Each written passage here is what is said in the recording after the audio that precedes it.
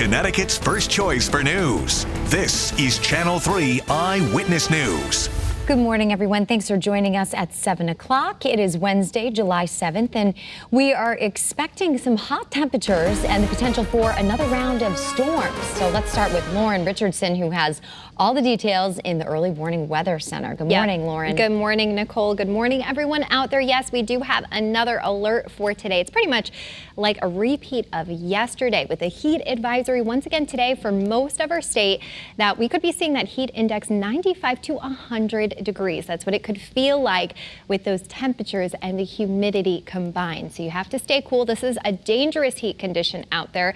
And then also we've got a threat of some severe storms as we head later through this evening. It's actually a marginal risk at the moment, but we could be seeing some more gusty, even potentially damaging winds, as well as the threat of some very heavy rainfall. So visibility right now out there has been a little bit foggy throughout the morning overall. We've been seeing some patchy fog, and you still might need to take it slow on the roads in some areas like Waterbury and Danbury and Willimantic and Groton this morning. Here is a live hazy look at Windsor Locked, 72 degrees. That sun is strong out there. We've got west-southwest winds 6 miles per hour, so a little bit breezy, but nothing like what we saw obviously last night with some of those winds from those storms. So temperatures right now are in the 70s already in Hartford and Windsor Locks and New Haven. In that northwest and that northeast corner, we remain in the 60s, but we're going to get hot today once again into the 90s in some inland locations and 80s along the shoreline. Dew points across our state in the 60s and even the 70s. That's an impressive dew point. 71 in New Haven, 70 in Chester. Forecast high, as mentioned, 93 degrees for Hartford today, 89 along the shoreline. There's that cool spot in New London, 85 degrees, but it's still going to be feeling hot and humid there for this time of year, that's for sure. Those forecast lows for tonight, 68 in Hartford, 69 in the Bridgeport area. We are tracking that potential for those evening storms and really fine-tuning the timing of that. So the tropical tracker right now, Tropical Storm Elsa, we are continuing to watch this. It is parallel to the west side of Florida at the moment. It is expected to make landfall and bring with it some very heavy rainfall, as well as potentially damaging dangerous storm surge and gusty winds. So by the time it does get to us right now, it looks like on Friday, it could bring some coastal flooding to our area, as well as some very heavy rainfall. It does have the potential to bring some gusty winds, but we'll be keeping you updated on that, of course. But a lot of wet weather in the forecast for the next couple of days. So here's a look at today. Futurecast, you could see 5:15 p.m. some sprinkles in the forecast. This storm system is expected to arrive a lot later than yesterday. So here's a look at 7:15 p.m.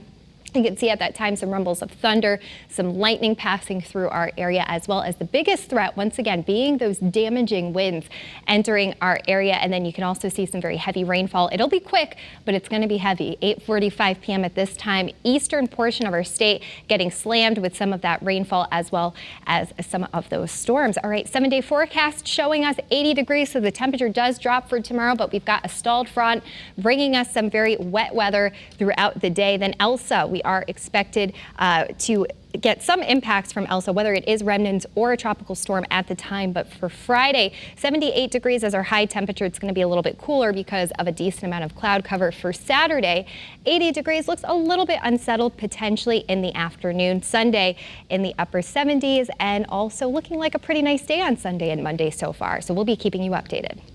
All right, thanks, Lorin. Of course, there are several communities that were hit harder than others last night because of the storms. So you'll likely be seeing some homeowners in those areas outside cleaning up from this morning. Look at this video. Look at that tree completely uprooted there. In South Windsor, homeowners there say the storm only lasted about 15 minutes, but they expect they'll be dealing with cleaning up that damage for weeks. The end of Lawrence Road is impassable this morning after two big trees came down there. And then about a quarter of a mile away on Cliffwood Drive, a tree came down through a roof. Thankfully, no one was home at the time, but neighbors say this is just a huge mess. Something very serious and severe went right through here.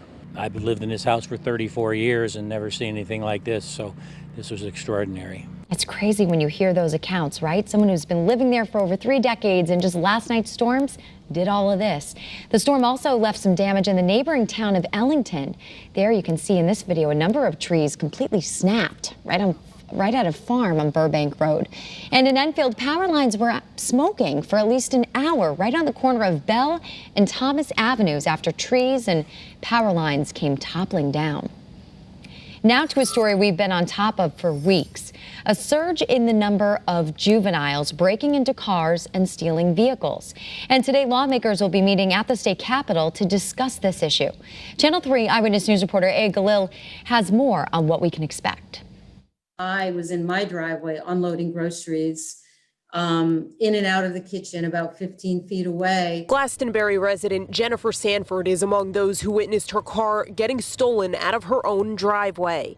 It's an issue plaguing her Glastonbury community, as well as many other towns and cities. The crimes are often committed by juveniles, many of the car break-ins and thefts happening during broad daylight.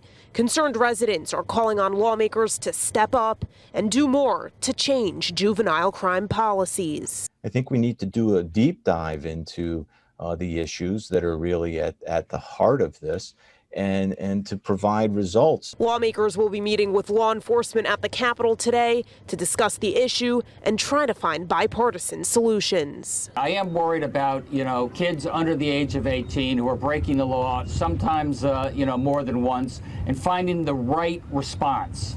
Do I think it's incarceration? No, for that young kid. But I think there ought to be consequences. Aya Galal, Channel 3 Eyewitness News. If you're filing for unemployment, there is a big change that goes into effect today. To get the extra $300 a week from the CARES Act, you'll need to prove that you're actively searching for a job when you file your weekly claim.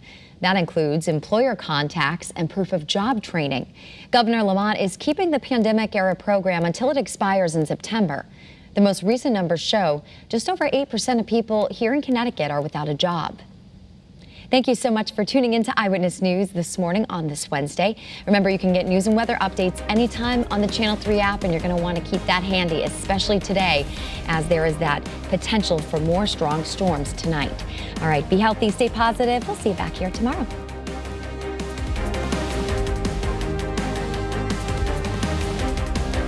Thanks for watching Channel 3 Eyewitness News. Watch us live wherever you are on our mobile, on our streaming news app. And you can also watch us on Roku, Apple TV, and Fire TV.